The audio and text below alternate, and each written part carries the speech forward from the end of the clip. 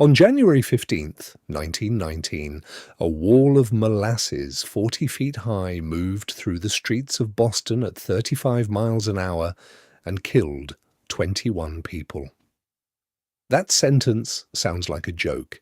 It is one of the strangest disasters in American history, and for decades people treated it as a punchline. But if you had been standing in the north end of Boston that afternoon, it would have been the last thing you ever saw. Here's what was actually there. On the waterfront stood a giant steel tank owned by a company that made industrial alcohol. Molasses, the thick, dark syrup left over from refining sugar, can be fermented into alcohol, and that alcohol went into everything from rum to munitions. The tank was 50 feet tall and 90 feet across, and on that day it held 2.3 million gallons of molasses. That's around 13,000 tons sitting in a single container at the edge of a crowded neighborhood. And the tank had a problem nobody wanted to hear about. It had been built in a hurry in 1915. The company was rushing to cash in on wartime demand, and the man who oversaw its construction could not read a blueprint. The tank was never properly tested. When it was first filled, it groaned. It leaked so steadily that the company painted it brown to hide the molasses running down the sides, and local children collected the drips. People reported the leaks. Nothing was done. On January 15th, the temperature in Boston had risen sharply. The day before had been frigid, and a fresh, warmer shipment of molasses had recently been added to the tank. And a little after 12:30 in the afternoon, the tank gave way all at once. Witnesses said they heard what sounded like a machine gun, which was the sound of the steel rivets popping out of the tank one after another, then a roar. The tank tore open and released its entire contents in a single surge. Now, here is the part that makes this disaster so deadly and so strange. Molasses is a non-Newtonian fluid. Its thickness changes depending on the forces acting on it.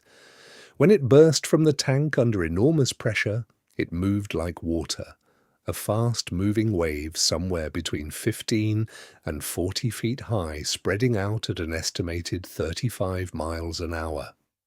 Fast enough that nobody in its path could outrun it. The wave was so powerful it snapped the steel supports of an elevated railway. It lifted a train off its tracks, it smashed buildings off their foundations, and pushed a firehouse into the harbour. People, horses, and wagons were simply swept up in it. And then, as the molasses spread out and cooled in the January air, it did the opposite of what water does. It got thicker. It became a heavy, sticky, tar-like mass, and anything caught in it was trapped. This is what made the rescue so horrific.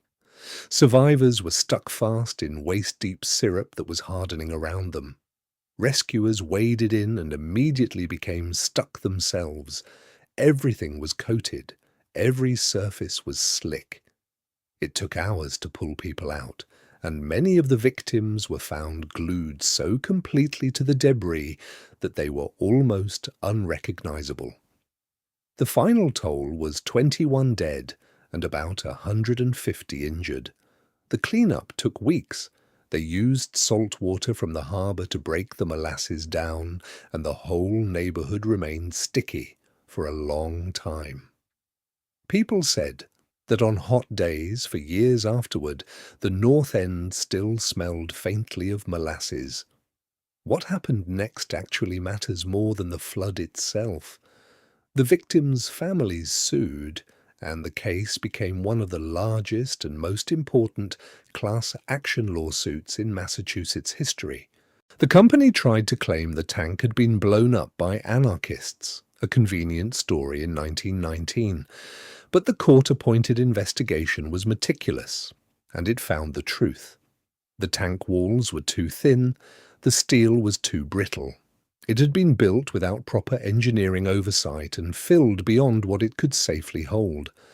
The company was found responsible and forced to pay, and that ruling helped change the rules for everyone. In the aftermath, Massachusetts, and then the rest of the country, began requiring that engineering and architectural plans be certified and signed by a licensed professional. The stamped, signed blueprint that every major structure now requires, the whole apparatus of accountability in construction, was pushed forward by a wave of syrup that killed 21 people in Boston. It sounds absurd right up until the moment you realize the reason your ceiling doesn't fall on you is, in part, because of it.